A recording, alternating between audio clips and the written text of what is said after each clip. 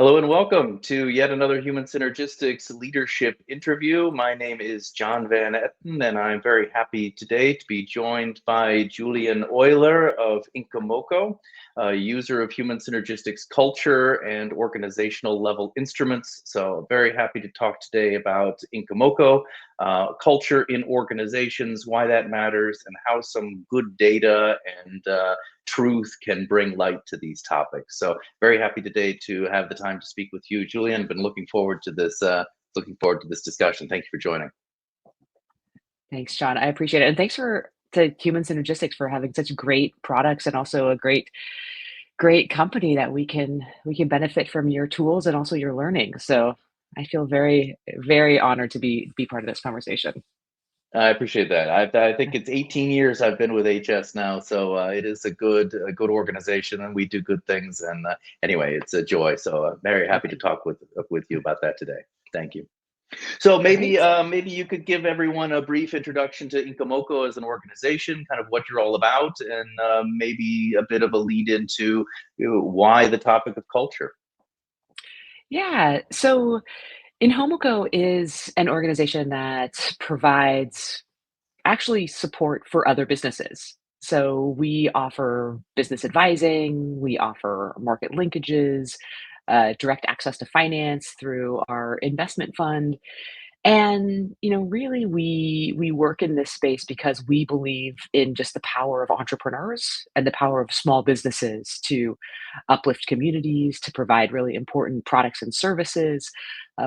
We do this in East Africa, in a number of countries in East Africa, as well as in Chad, in Central Africa.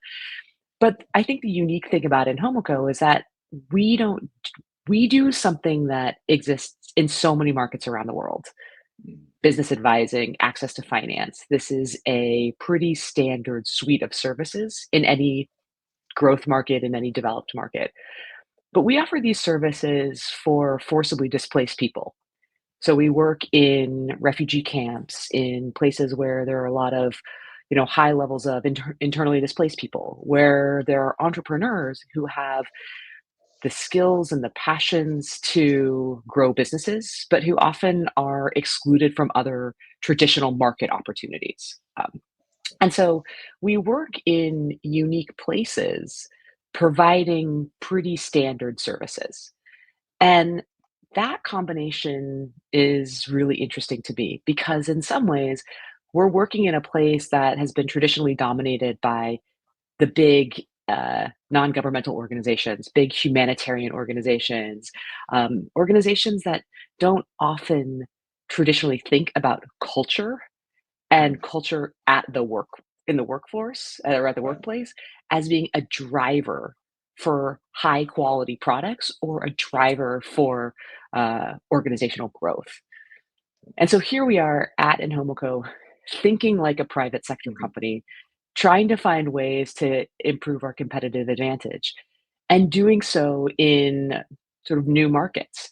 And for us, that's why culture is so important, is because Yeah. we absolutely know that that is going to be the one element that is going to get us a lot farther faster for Yeah. longer, in communities that are so rich with their own cultures. Uh, Yeah. so, John, I could go on for a long time, but that's at least No. hopefully the intro. No, I love it, and it touches on so many things. I mean, one is I'm often amazed and sort of surprised at how few leaders are really clear about not only what culture is, but how it directly influences the performance of their people and their business. That connection between culture and performance in organizations is really direct. I mean, when we look at whatever our organization or your organization does and delivers to customers or clients to other organizations, the last thing that touches that deliverable are your people. It's the actions that they take or don't take, it's the decisions that they make or don't, it's the way they interact with clients.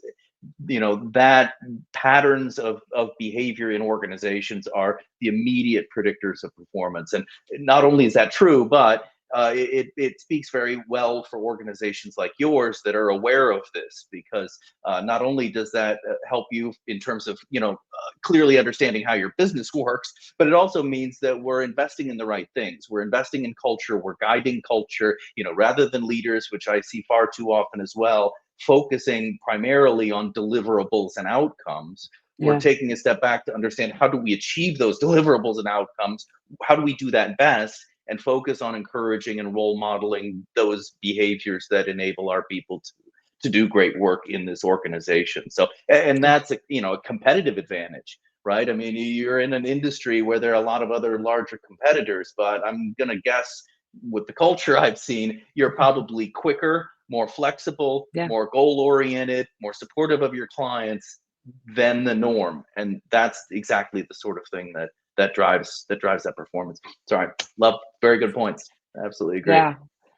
Oh, well, thank you for that. And when I think about, yes, when we look at sort of the bottom line, if you Mm, will, um, we started focusing on culture really early on. So when Homoko is about 13 years old, I think by year 2, we had just a really loose framework of values.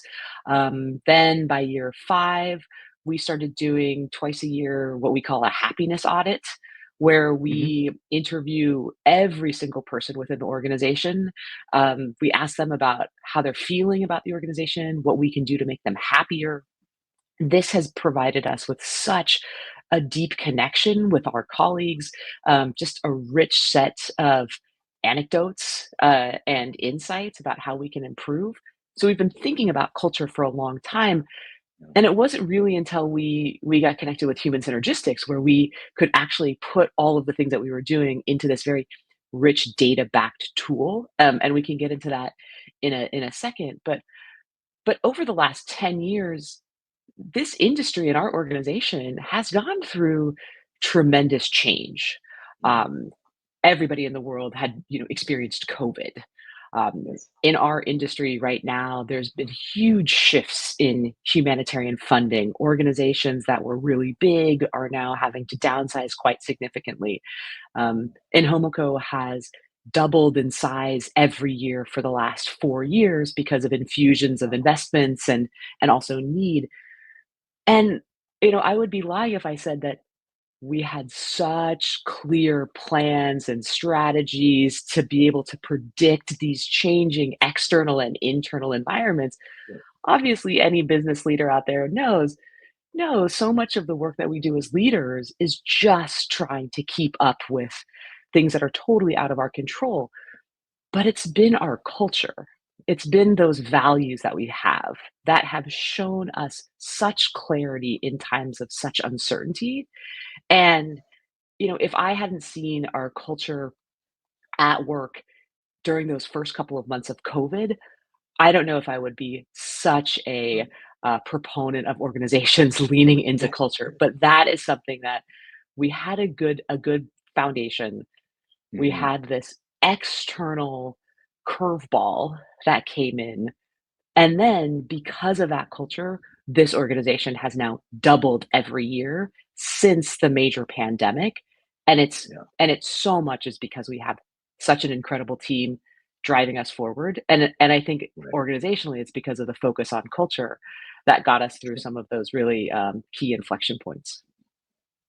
Yeah, I would agree with you completely. I mean, every organization is, I mean, I talk to leaders all the time, and change is the one constant that, right, that everyone is experiencing. And so, that goes also back to the topic you mentioned, strategy around, culture eats strategy for breakfast. I mean, not only is it the culture that predicts whether we're able to achieve our strategies, but, strategies are nice to have, and it's good to have, think ahead and have that kind of direction. But the world is very adaptive, and we need to be as well. And so that speaks to how we react and respond, and again has a lot more to do with culture than a 5-10 year strategy for the business. We need to be able to be Yeah. flexible, we need to be creative, we need to hear from our people, um, and so on. And the other thing I really like, I mean, not to overlook it, is not only has culture been a focus early on, which I'm not surprised given the success of the business, and I would suggest has a lot to do with it. But also, as the organization has grown very quickly, I always find that that's another, startup organizations, entrepreneurial organizations as they grow, that's another really important time to think about culture. Um, Not to get off on research topics, but it's sort of interesting when we look at how we shape culture in organizations. Uh, Basically put, the smaller the organization is, the more the culture is driven primarily and directly by leadership, Yeah. what leaders do, what they role model, right? But as organizations become larger and larger, leaders begin having a less and a less direct influence, and the culture becomes increasingly driven by what we refer to climate, and other Mhm. topics like how we design jobs and how we recognize and reward people and set goals and communicate the mission and purpose and so on. And one of the real challenges I've seen for organizations over the years is, when it's the 4 or 6 or 10 of us, we can work very proactively and Yeah. adaptively. But as the organization is successful and grows, how do we continue to design jobs in the future to enable that kind of flexibility, adaptability, goal-oriented effort from our people? Even if we're not in direct contact with those entrepreneurials, how do we, as we grow and spread internationally, how do we continue to foster the culture that has been our success? And I think that kind of focus on culture as the organization grows is a very healthy way to ensure that we stick to our values and we continue to deliver what brings success to our business. And that's where we are right now. We have talked Very for good. a long time, about what has gotten us to this point has been great, but it's Mhm. insufficient to where we want to go. And Yeah. so, we're thinking about how do we grow from an organization just a couple years ago that was under 200 colleagues to by the end of this year will be over 1,000. Um, but I want to say Right. one of the key initiatives that got us really thinking about our culture at scale was the insights that came out of our happiness audit, Mhm. where as we started to feel growth, we added new locations, new countries, new departments. In our happiness audit, many people said, I really love working at Inhomoco, but I'm worried that as Mhm. we grow, we will lose our culture. Um, and that consistent feedback that we heard really sort of shone a light on, okay, you know, we can have our new product design, we can have our new geographic expansion, but if we don't focus on our culture Right. at the forefront of our growth, then we're really going to miss opportunities for us to continue to drive this really wonderful organization. And so, Mhm. to any of my colleagues out there who are listening, thank you for that feedback. Please keep it coming. Um, and I think that that is really what got us to the point of saying we need a tool that Mm. helps us shift our thinking from the casual water cooler conversations, the being able to be in touch with every person in the organization, to what are the other factors? As you mentioned, do people have clarity in their role? Do they know when to escalate challenges? What is the framework that they're working in within their own design or their own job and their own team? Where do they have flexibility, and where do we want them to stick with certain structures? And then when we were introduced to human synergistics, it became so clear that there were so many other places where we could really lean into to see tremendous improvements if we focused on a couple of key areas. But without such a robust assessment, Mm. we wouldn't have known specifically the places to lean in Right. and really be able to provide our colleagues with a much better experience working at Inhomoco. Yeah. Yeah, well, thank you. I've always found that to be one of the biggest advantages of HS tools and approaches is the ability to, make these things transparent. Not only culture itself, in terms of understanding what it is and having a language that we can use to describe it and discuss it, but the specificity that the tools provide in terms of what's working and where can we leverage even more potential. And the developmental growth orientation of these kinds of tools, I think, is very, very positive. It's really not about finding what's working and what's not in the organization. It's about finding what's working and leveraging that and growing and developing in the specific areas that the system needs. That broad systemic perspective of the organization is something I've always found really fascinating. And again, as you say, the instruments give us the transparency to be able Yeah. to focus our efforts and put our resources in the places that are going to actually make a difference.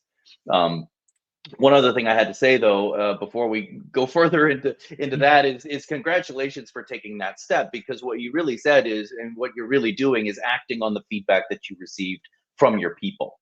And this is probably one of the things that is most frustrating to me in my experience is, I talk to so many organizations who are having these kinds of annual check-ins with their people, happiness, engagement, whatever it may be. And, they ask every year, but they less frequently and less effectively follow up on that message and do something about it.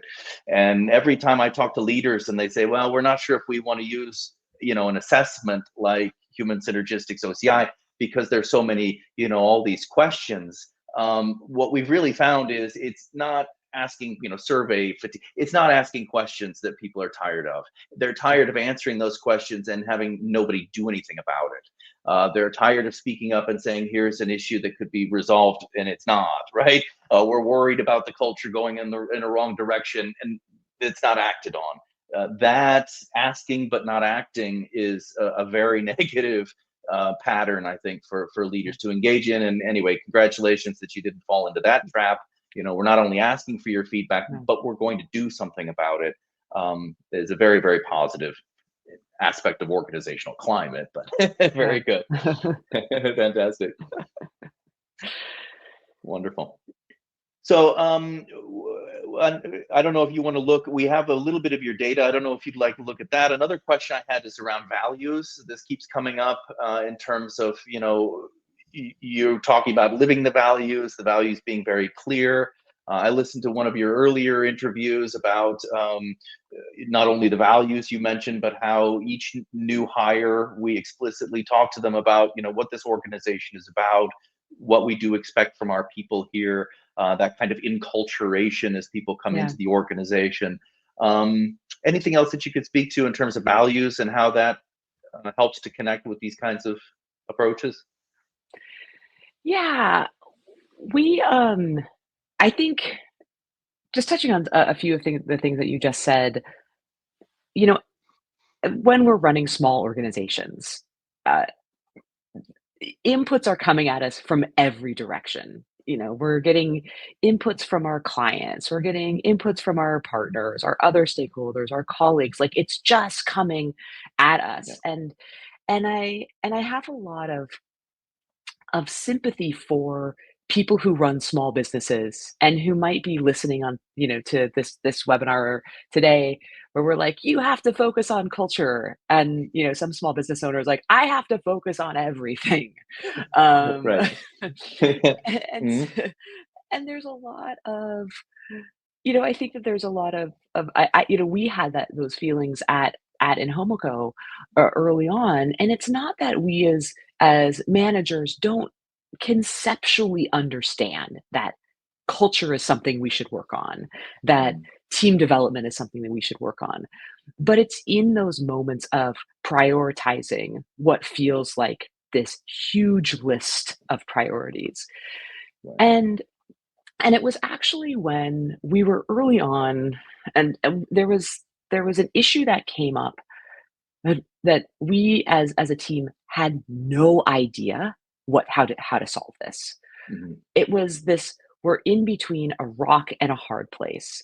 Um, One direction felt r bad and another direction felt risky. Mhm. And I remember talking with an advisor and I said, "What do we do?" And he just asked this simple question of, "Well, what do your values say?" Because at the end of the day, you're gonna have to look yourself in the mirror, when you go home tonight, you're going to have to look yourself in the mirror tomorrow morning, and you're going to have to answer to the person looking back at you. You had a difficult choice, but did you make the right choice based on your values?" And I was like, "What values?" Like, I we um, and and then this advisor said, another very profound thing, which was, "Julian, just a little bit of thinking goes a long way. Just write it down." I And like I that. think, right, we get so stuck in this, well, maybe I should research cultural frameworks. Maybe I should research what are the best values for high performing organizations. Oh, yes. And and we were sort of getting stuck in this cycle of, well, if we don't do it perfectly, then this might not be the right thing. But we Mm, were confronted with an issue involving one of our team members, that we need to make a decision. We needed to make a decision then and there. mhm, mhm. Um, and we actually, as a small team back in the day, sat around and with, just a couple of pieces of paper, wrote, what are the organic values that we as a team sort Beautiful. of can rally around. Yeah, Um, and it was just that simple. And we said, nicely okay, done.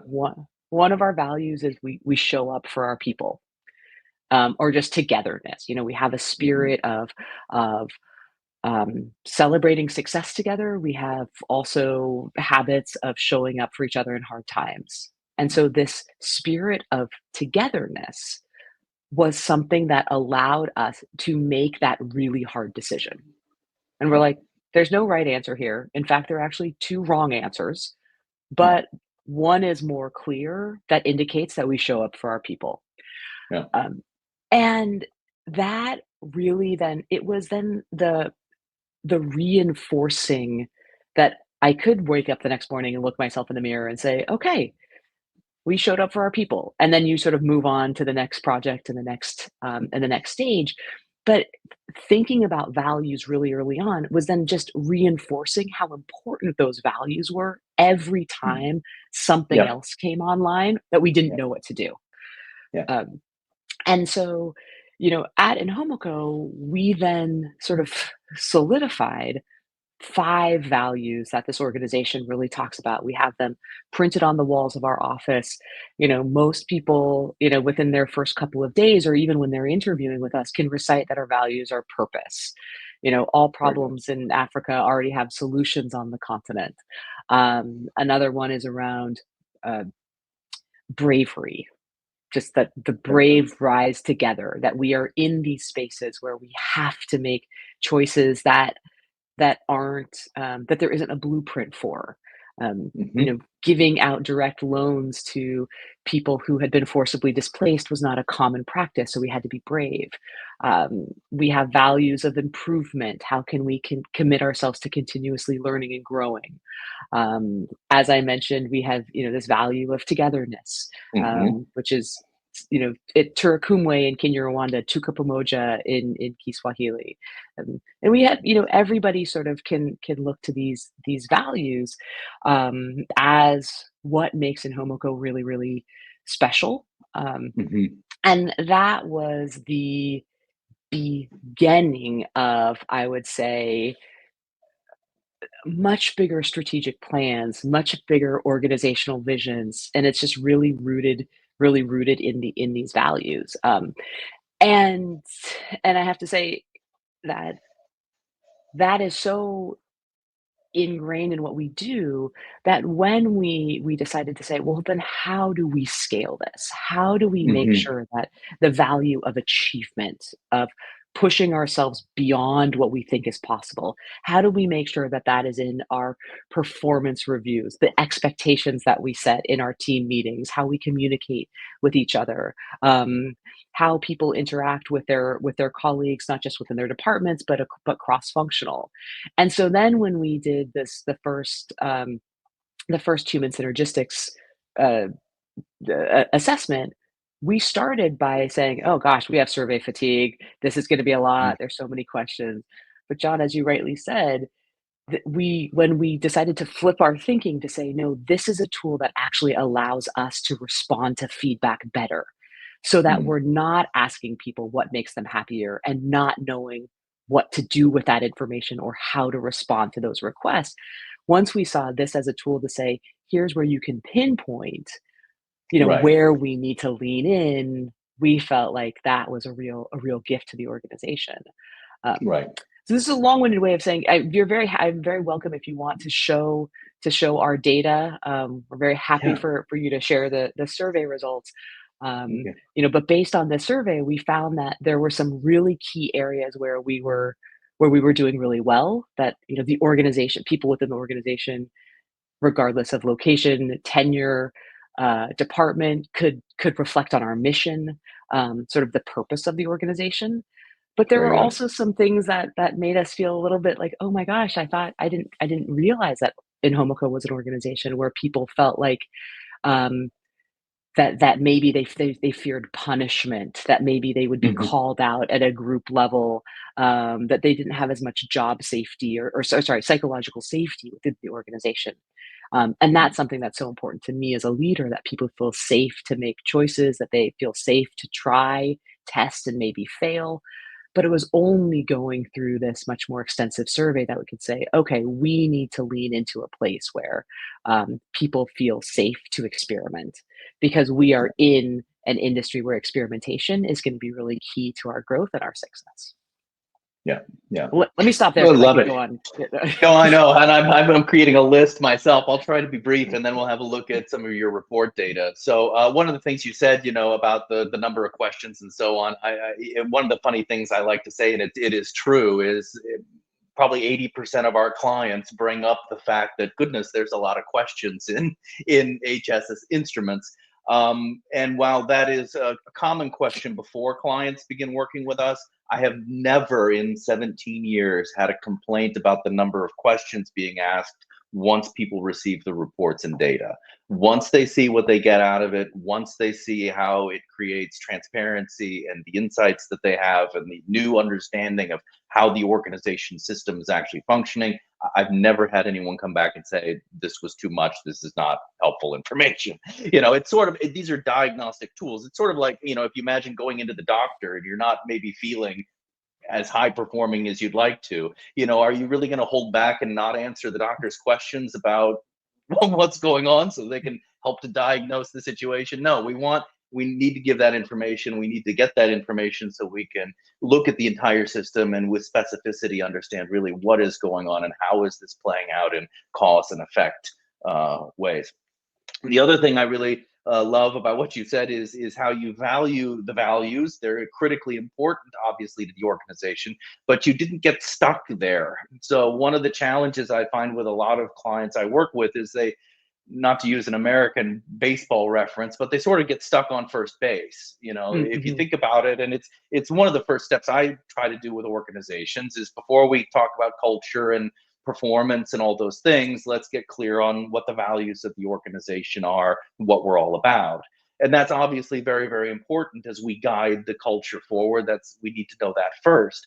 But many organizations, they'll sit there and think through their values and have some consultants and talk about it and get feedback. And a year later, they come up with their 4 or 5 values. And then, right about this time, it's time to take the next step, which is doing Yeah. things like living those values and role modeling them as leaders. And we start to scratch our heads and say, well, everything's changed in the world in the last 12 months. Maybe our values need to change as well. So Yeah. let's go back and revisit the values and tweak them and change them a little bit for another 12 months and come back and they've changed again. And we're standing on first base talking about our values, never getting to the point that's actually doing them. That's the frustrating thing, and your people are sitting there waiting to understand what's expected of them, and we never get clear on that message and how to communicate it. So anyway, very much like the way you did it, sitting down, getting clear together, and the values you pointed out are beautiful. They're clear, they're short, they're things people can connect with, and not to get beyond this conversation, but they connect directly with human synergistics models as well. And that's what we find with all value statements, is not only do they connect with our models and the types of behavior that we're measuring, but they primarily, almost exclusively, correlate with what we call constructive behavior. So there is no problem that doesn't have a solution in Africa. That's highly achievement oriented. That's, we can solve this problem. We can do this. That's your courage is primarily self-actualizing, I would argue. Mm. The bravery to stand up, to take responsibility, to share your own unique ideas and perspectives. Togetherness is very much humanistic, encouraging, and affiliative. Anyway, but that's powerful, because it's one thing to know what our values are. It's another thing to be able to measure whether people are literally living and acting on those values Yeah. in the organization, and to what extent. And that's a powerful third step to take in the journey, but we've got to get off first base before we can get there. Yeah, and Yeah. we had a situation, I think it was 2 years ago, and we had one location that was, um, I it was meeting our performance objectives, but there was just something that didn't quite work. Um, like the team was really supportive of each other, but they were distant from sort of from other locations within that country. And we did a happiness audit, like we do a couple times a year. I knew something was maybe not right. I didn't quite know what was going on within this location, but I said, I really want to focus on doing the happiness audit for this particular place. And some of us in the senior leadership team, we really leaned into this location, and the feedback that we got from the happiness audit was really heartbreaking in many ways, because the feedback was, we hear that in Homoko is this wonderful place to work. We see on the Slack channels all of this encouragement, all of this praise, all of the ways that teams are meeting their objectives. Mm. But we in this location, we don't experience the in Homoko that you guys talk about all over there. And it was so clear that this was a location within the larger organization that didn't experience the values in the same Yeah. way that many of the rest of us did. Yeah. And that we said, okay, we still are on, an earlier step in the process, because these values that to us are second nature. Mm. And my colleague Mateos, who works with us and works with clients directly in one of the locations in Kenya, he just wrote in the chat, togetherness is part of Inhomoko's identity. Um, Yes. but we had a location that didn't feel like togetherness was a part Right. of their identity, because they felt very disconnected. And it was when we got that feedback that we said, okay, it's not enough for us to just talk about values. We need to do more so that every person, regardless of their location, regardless of their department, feels really connected to this organization, so that they can continue to thrive. Yeah, yeah, absolutely. And I'm always amazed at, and I think leaders are too, at how the culture within the organization can differ in various places. Locations are a classic example of that, as are interesting things like hierarchical levels. But the point is, not only can we look at culture in organizations, but we can subgroup that down to about 5 individuals typically. So that allows us to get very specific to see exactly as you said, are we living and feeling these values across the organization? And if not, where is that, and how can we step in to begin to help people to feel that togetherness, the bravery, the goal orientation, and so on. Seeing that, I think, is really powerful for leaders to see, where those values are playing out and why. And of course, you can see in outcomes the benefit that that's having. You'll always see that those places that are living more of those values are happier, more Yeah. customer oriented, taking less sick days, very, very exciting stuff. Anyway, great to see that kind of. It's always fun to look at the detail and locations and functions and hierarchies and what's going on in all areas. And I always say, not only do we typically want to encourage a constructive culture, but we want to do that consistently across the organization. It's not helpful if we have, this part of the business doing things in very different ways than people in this part of the business. Yeah. And then it becomes very difficult to work, laterally across those organizations. Fantastic. Yeah. Shall I bring up your profile? I think people are probably excited to see a little bit of high level results from your A- organization. absolutely. Yeah, fantastic. Thank you. All right, I'll just pull this up. So the first, what we're looking at here is our current culture profile for Inkomoko, and this is quite a thing of beauty. Congratulations. Well, thank you. And I have to say, John, that when I first saw this, I was like, I have no idea if this is a thing or beauty or not. Uh, We do offer some training, yes. It does help. Fair enough. Yep. But with that hat on, yeah, I mean, this is what a lot of our clients strive for. Again, especially, of course, in those upper constructive blue section of the profiles. and maybe, John, for people who are listening, who this might be their first um, Yeah. introduction to the human synergistics sort of assessment and sort of ways of Yeah. thinking.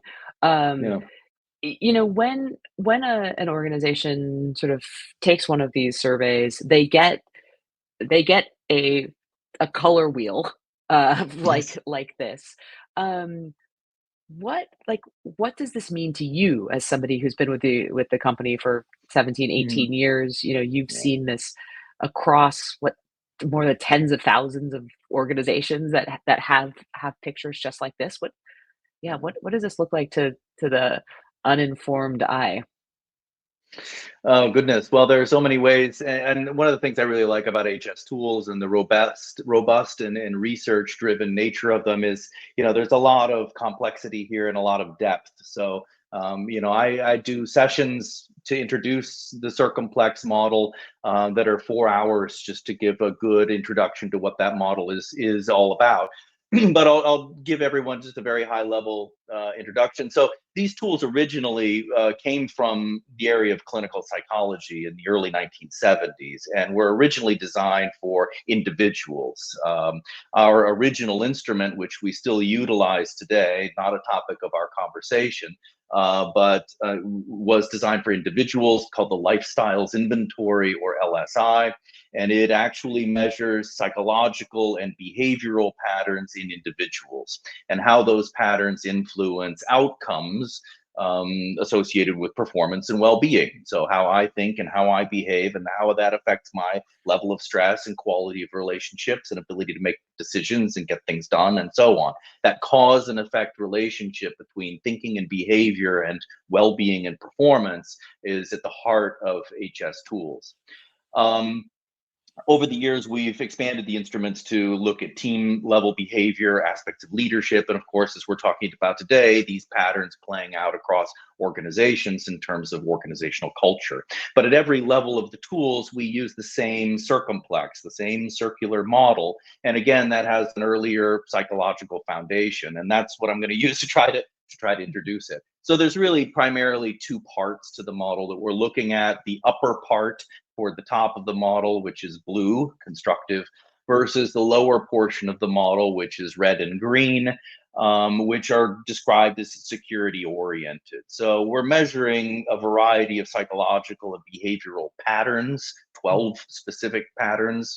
But they fall into two broad categories. Those at the top, which are linked to, and this might be helpful if you're familiar with Abraham Maslow's hierarchy of needs.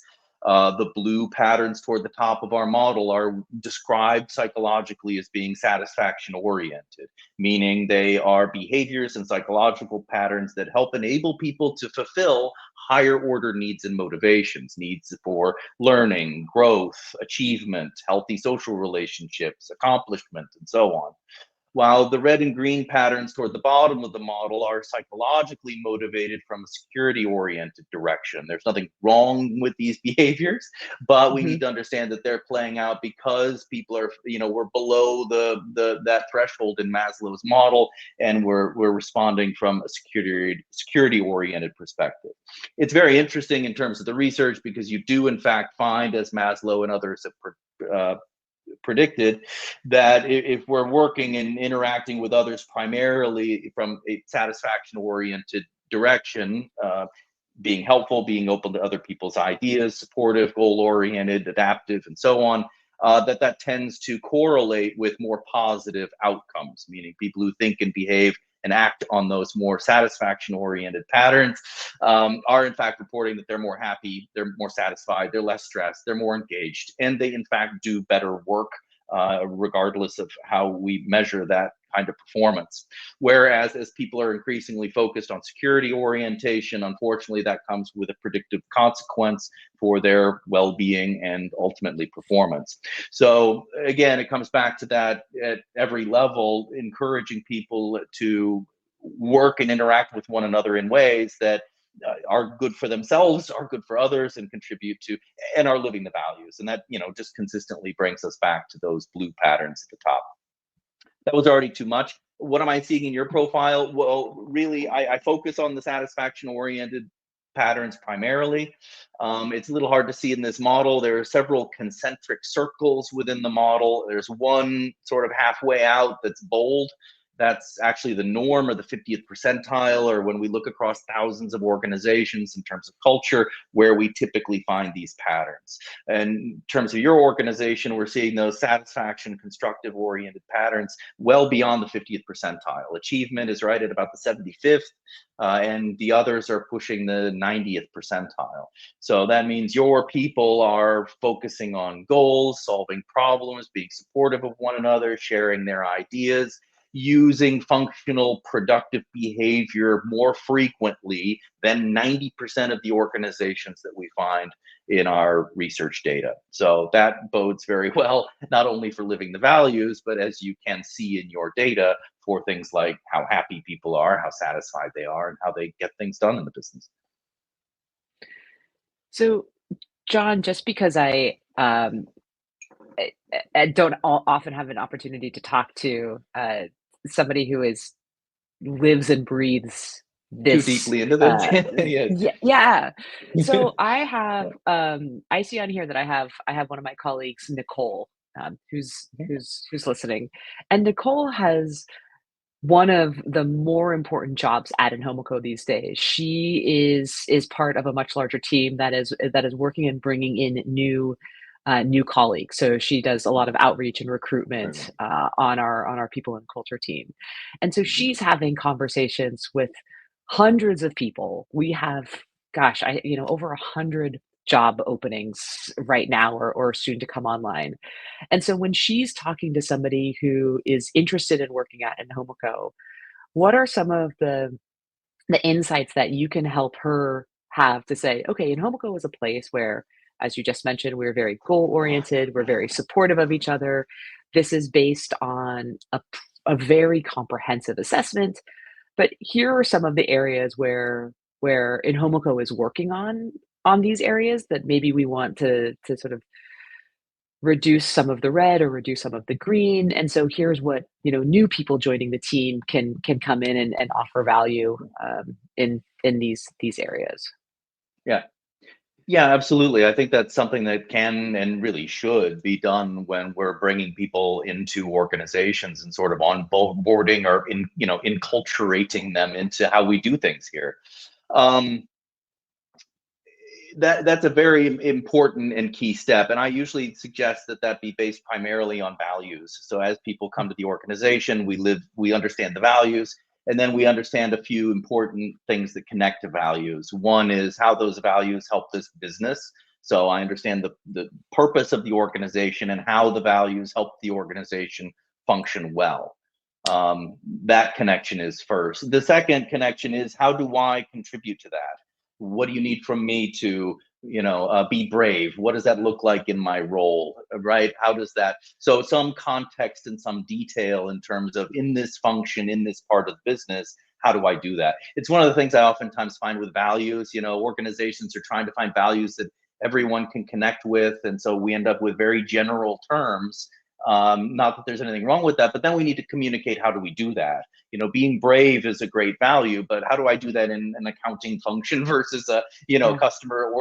But that's part of the communication that we should be having with our people around, what the goals are and what the strategy is and how we achieve that strategy and what we need from you and why that matters and so on. So my other insight would be the vast majority of that communication and training needs to be around what we do want from those Mhm. people, even though we may be wanting to move away from certain behaviors.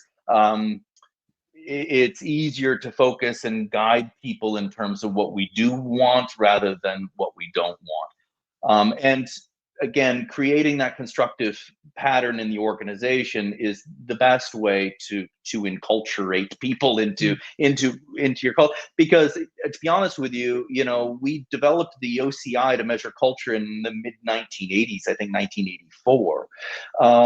We'd been looking at individual behavior for over 10 years, a decade before that, psychological and behavioral patterns. And one of the reasons that we began looking into organizational culture was because of what we found in individual data. When we Mm. look at how individuals think and behave, those patterns are pretty stable over time. But there are two things that do strongly influence how people think and behave and can create real changes in those patterns. The first is themselves, thankfully. If I am not happy with what's going on, I can make a decision. I can, create a new pattern, a new habit, and I can stick with it, and I can do that. That's one, and I think we're all familiar with that. But interestingly, we can show this in data. The second most influential factor that drives the way people think and behave is the organization that they're a member of. Mm. We were measuring these factors and then watching as people are hired into a new organization. Suddenly, in the next 6 months, their behavior changes quite significantly. We actually used to look at this in the research department. It's kind of fascinating. And as people move from one company to another, they find themselves, and most people can even, consciously recognize it. If I had a HR role in this company and now I'm moved over and I'm in a very similar role in the new organization in Inkomoko, it's gonna, it might be a similar role, but the way I'm expected to fulfill that role is unique within your organization. Mm. And Yeah. that is culture. And that's something people notice. Oh, I need to do this differently. In, 6 to 9 months, people are oftentimes noticing I need to approach my work differently. And that is psychologically, fitting in and adapting to the norms and expectations of the organization we're a part of. So, it's less about trying to hire people who behave in these constructive ways and more about trying to foster that kind of behavior within the organization so that we can pick people with the best experience, knowledge, and credentials, but bring them into an organization that leverages those skills and knowledge through behaviors that are social, functional, and effective. Yeah. No, that's a really interesting point that you just made because, for anyone, on the who's listening from Inhomoco, I don't want to put words in your mouth, but I imagine that you at some point said this to yourself, to a colleague of like, I have to do some unlearning. Joining Yeah. in Homoko, I had some preconceived notions of what the culture was going to be like. I was excited because of the engagement that I had with the recruitment team and seeing all of the job postings. But then once I got here, it was different even than what I expected. And in most cases, I hope different is better. But it's exactly what you were just saying, John, of like the skills and expertise that people had at a variety of organizations, in their past career, they have to also find ways of bringing those skill sets into an organization that has a really different culture, and learning that different culture, learning those different rituals and values takes time. And I think at Inhomoco, we actually need to do a much better job of acknowledging the time that that takes, and Mm. really appreciating and supporting that transition. for all of the new colleagues who are joining. Yeah. No, absolutely. It's one of those things I think a lot of organizations don't, I hate to say it, but don't give a lot of thought to, as they hire people, they figure, well, they'll, sort of figure out how they're expected to, and they will. But it's much more beneficial to proactively communicate what's expected and why, and, connect that to our values so that people can, adapt more quickly and easily. And so we create that consistency in the culture, and again, just consistently communicating that expectation of, this is the way we want you to work with each other and to approach your job, and that's what we're all about. And doing that from, point one, and then fostering it through climate and leadership, as we can look at your data as well, is that's all it takes. Um, Also, while I have you, I think there's another slide, if now's the Yes. right time to go to the next one, that shows more in more detail. Yeah, what does this mean with for also the uninformed eye? Oh, goodness. Well, this is something very different. So, what we looked at previously, I can go back, is a diagram on which we depict, or in this case, organizational culture. So, essentially, patterns of behavior that are playing out within the organization. So, this is culture. This is not culture, this is climate. And the difference between culture and climate and organizations, unfortunately, is very confused. I think in most organizations, they are two distinctly different things, and they have a causal relationship. It is climate that primarily influences and drives culture, and it is culture that primarily influences and drives outcomes associated with things like employee well-being, performance, and so on. So again, we're measuring not just things, but we're measuring things in a causal structure so that we can understand why we're seeing what we're seeing. If we see unhappy employees, that's an outcome. We can then move causally backwards to look at what kind of culture they're experiencing on a day-to-day basis that is driving and influencing that response in terms of happiness. And lo and behold, as we find the patterns there that are, yeah, then we can move backwards in the model to climate to understand why are we behaving this way. So I'll try to do this quickly. And this is not this is not a great definition, but in a brief, I like to say that culture happens within your people. So when we look at these patterns previously, this is how people are thinking and acting in the organization. It's in their minds about what they believe is expected of them. It's in their actions of how they do their work and how they work with one another. This is within your people. Climate, however, is not within your people, it's all around your people. In one way of thinking of it, it's all of those things that your employees experience or see or perceive that influence how they are likely to behave. Hmm. So these are not behavioral, these are structures. The simplest one I usually use for a quick example is frequency of positive versus negative feedback, which are just two of the factors that we measure here. How often and frequently the organization gives positive feedback, like thank you, well done, good job, any kind of positive reinforcement, versus the frequency with which the organization gives negative feedback. That is climate. That's not culture. We have rules around what is good work and what gets recognition. We have guidelines around what is not acceptable. Anyway, that is climate. And based on that systemic frequency of positive versus negative feedback, you influence the behavior of your people. If you give no positive feedback, no thank yous, no good jobs, no recognition for good work, but we immediately recognize anything that's unacceptable and punish, that system will create a very predictable pattern of behavior within your people, and that's culture. And that pattern will begin to have negative consequences for the next domino in the causal structure, which are outcomes, right? Because we're afraid of that punishment or the right now, we're holding back our ideas. We're not taking responsibility for decisions. We're leaving decisions to other people to act first. That's culture. And the more we do that, the more we're likely to say, we're not happy here.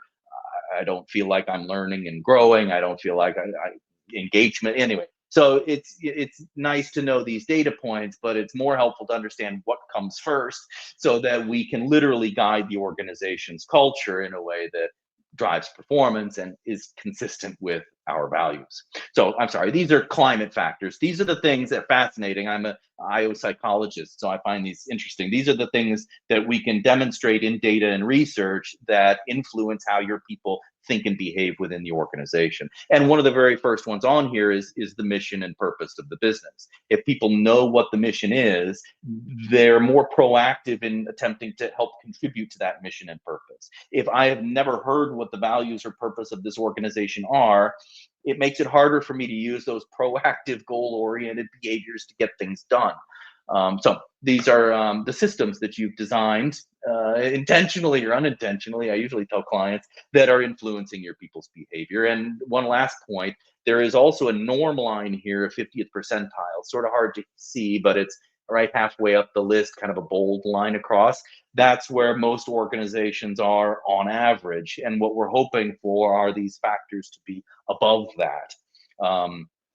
We describe that as being prescriptive, meaning these climate factors are functioning primarily to communicate to your people what we do want from them, what good work is, what the goal is, how they can contribute, those things that foster and enable a constructive behavioral response. I'll stop there. So let me try to see. Please stop me if this isn't the right example to use. But No. for everybody watching, this is the graph that I got after we surveyed, over 150 people. The survey took, over an hour to do. I got this graph and I said, one, I need someone to help me, help me sort of decipher what all this means. But basically what I saw on this is that because there's that solid line down the middle at the 50th percentile, in most places in Homoko is above average. And Yes. then and above average, this is over, tens of thousands of organizations from across industries, size, stage, uh, and geography. And then there are some places where we are stretching into the top 10% of organizations. Yes. Mhm. And these are our structures, our processes, our systems. And then there are a handful of places where we're not just below average, but well below average. Uh, and these are areas that we need to consider in how we try to get these above average, or if this is something that really has sort of tremendous impact on our operations. But when then I became more familiar with this data, I said, and John, as you mentioned, in this first column, the one in the light purple, where we're above Mhm. 90%, this is the articulation Yeah. of mission. That people across the organization, whether you've been with us for 5 days or whether you've been with us for 5 years, sort of this connection to the mission of the organization is Yep. really something that people, it resonates very deeply with people. But then moving into this light blue section, and the Yeah. lowest line of the graph, if people can't read it, but the lowest one, it says significance. Yeah. And by my understanding, that is somebody in any location sitting at their computer, not entirely convinced that the work that they're doing has direct impact on that overall achievement of our mission. I think that's very well So, put. Yeah. when I'm looking at it as a leader, I'm saying, great, we have people who are really connected to In Homoco's mission, but we have sort of the least engagement of basically, does my work matter for the Yeah. organization to achieve the Yeah. mission? And that's Yeah. one of the biggest disconnects I'm seeing here, and Right. something that we need to work on so that you do know if you're in the communications department or if you're in Right. the client serving department or if you're in recruitment, that your work absolutely does matter to us as an organization achieving our goals. And that's Absolutely. what's really helpful about seeing this granularity, is that I can then say, okay, well, then what are the activities that we as not just a leadership team, but as people supervisors, as individual contributors, as everybody in the organization, how we can help each other feel like absolutely their work matters, and Yes. their specific job matters if you're Yeah. client facing or if you're not. 100%. I think the way you described it is really nice. I love this page of the report. Of course, there's a few hundred pages of details in there, but this overall, looking at all climate factors, is one of my favorites because every organization you find real strengths. You can find things that we're doing really well, like communicating the mission. And I always try to encourage clients to focus on their strengths first. Everybody's looking, as you did, for those lower bars that we can leverage and improve and grow upon. But I think it's really important, especially for developmental work, that we recognize and reinforce the things that are functioning well. Organizations are very quick to say, "Well, this isn't so strong. Who's responsible for that? Why is this? Who's responsible for the great mission that's so clear to everyone?" Let's reinforce those strengths. The other important thing about those strengths in climate is that we can use them moving forward actively to drive development. And the way you pointed it out is beautiful. We can use the strength that we have in a clear mission and purpose to address the opportunity we have in the area of significance. So significance is an aspect of job design. Those are the light blue bars, are all have broadly to do with aspects of job design. Again, not behavior, but how we structure and design jobs. Significance, as you pointed out, has a lot to do with the ability of people to recognize how my work directly connects to the broad purpose and success of the organization. And that gap between, we know the mission and purpose, but I don't see how my work connects directly to it, is very common. I experience that quite often. And I really love that combination in a way because you have really what you need. I think it's a wonderful development exercise and initiative. And I hate to say it, but it's a great way to get managers involved as well, in not just talking about the mission and purpose, but like you said, how do we do that here? How do we fulfill that in our department? How does each job matter? I have leadership teams and managers who will go to their team and talk about, well, the one of our values is bravery. What do you do, or what can we do in our role that's brave, that would help lead the organization? Those kinds of thought exercises are really wonderful learning to help make that, connect those dots. Because in my opinion, I'll end there, it's really not hard to change any of these things. The challenge is knowing where we need to put our efforts and in what direction we need to guide our people. And I think, again, this kind of approach gives us that framework that then enables us to step in and really, do something with this information. So I love the way you put it. I think leveraging a strength like that to address this kind of opportunity is a very, very good way to do it. And, typically we can use that across many climate factors. We can take mission and philosophy, as well as the wonderful goals that we have set and the positive feedback, and use that, to address other areas. In any case, and this is last point. This is the reason that when we talk about development, when we refer to climate factors, we begin referring to them as levers for change. Because these are the things, if we want the culture to shift and thereby the outcomes and performance as well, these are the things that have to change in the organization. If climate doesn't change, the culture will not change either. So understanding both of them, how they're interconnected, is key. And the last point I'll say, sorry, is we measure 31 factors on this, as you can see, areas of organizational climate.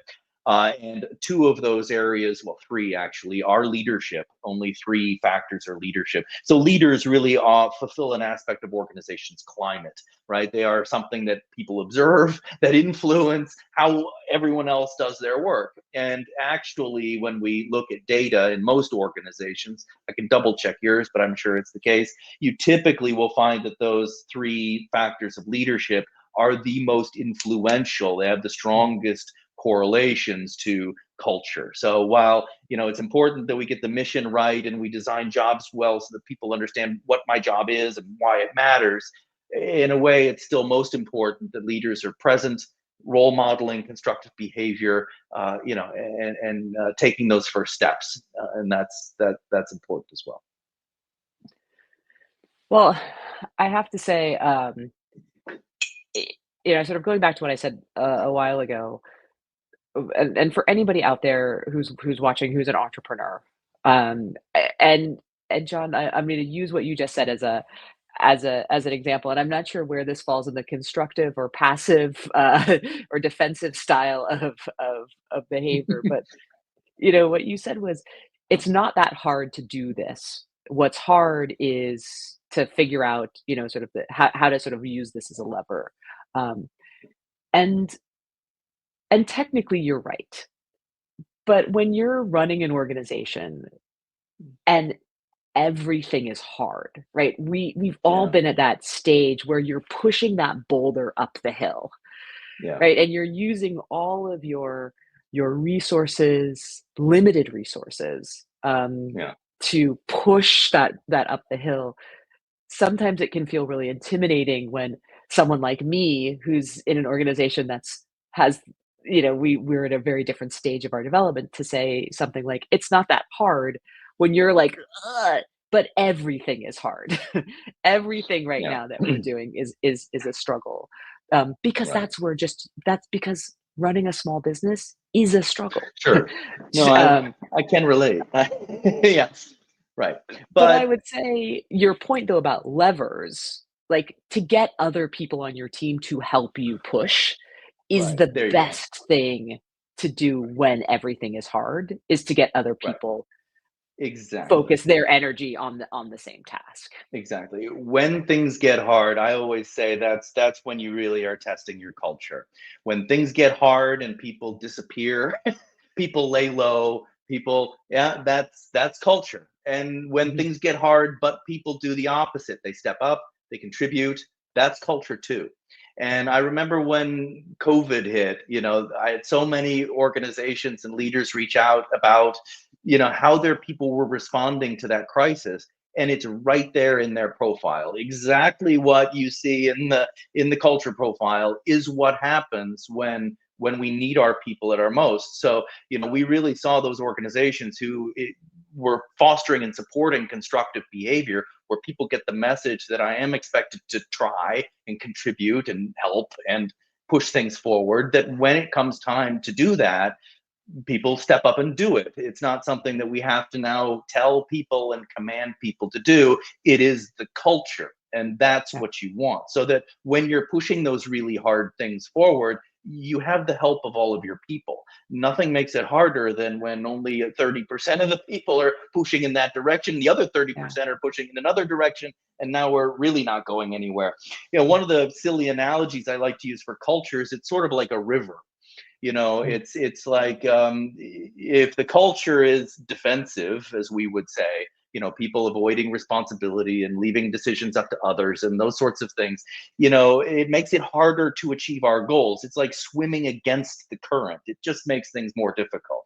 Whereas when we can have a more constructive culture, it's like swimming with the current. It's still work, right? We still have to, but it happens more easily. We're all in the same direction. There's a flow to how we work together, and there are always challenges, but it's easier when we are all aligned and pointed and working in the same direction, rather than other patterns. So, yeah, and I do think, the point has come up around, and I'm the head of a small business as well.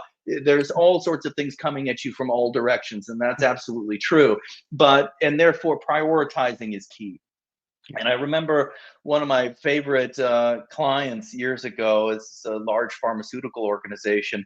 The CEO was giving their global presentation to all staff, talking about the year and how things were going, and more importantly, the upcoming 2 years and the strategy moving forward, and all of the things that they had to do. And it was, onboarding new organizations, they had mergers, they had product, all of these things. But and that was strategy. The other thing they needed to focus on was developing culture. And the thing I really liked about the presentation is, at the end, the CEO said, of all of these things, culture has to be the first. Because Mm, if we can't encourage people to apply themselves, if we can't encourage people to be adaptive, supportive of one another, then we're not going to succeed at any of these other things either. And that's true. That's getting at the causal structure of this. We need everyone on board. in order to deal with all of these challenges. And therefore, from my perspective, culture has to come first. Yeah.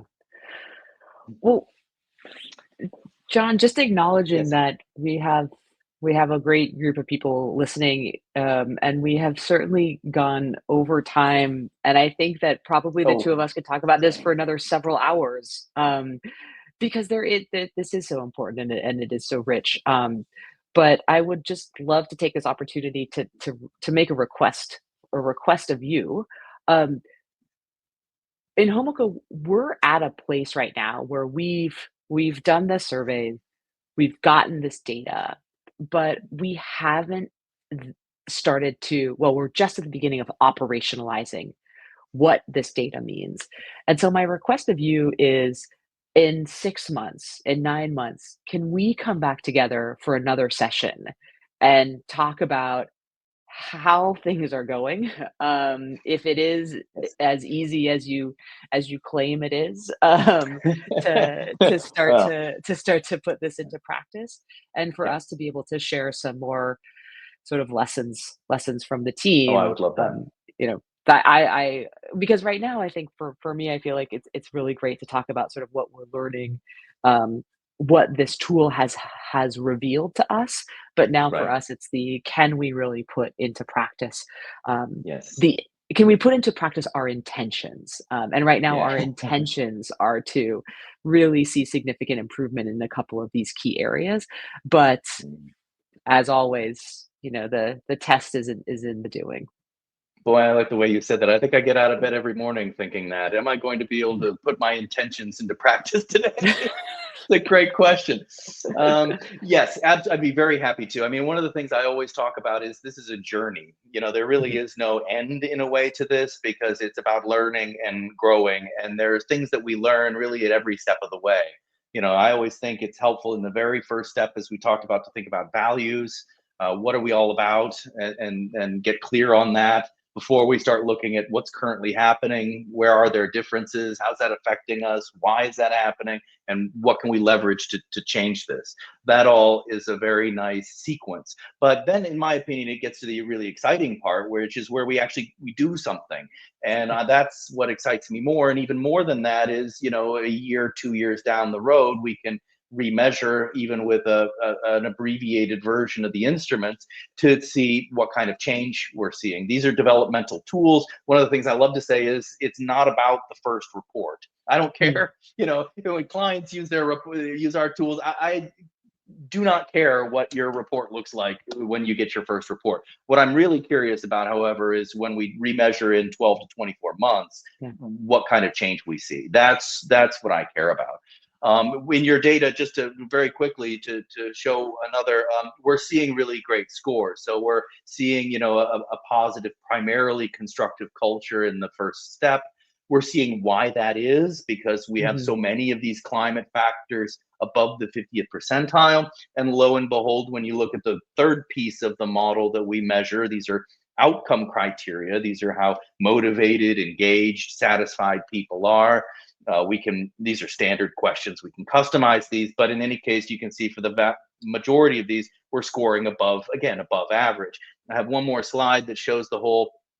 This is sort of how I like to, and we like to think about data at the culture level. We're measuring three distinct pieces of your organization here. And again, they're causally linked. So we've got the climate, which is then driving and influencing culture and behavior. And it's those patterns that are ultimately influencing outcomes on the far right hand side.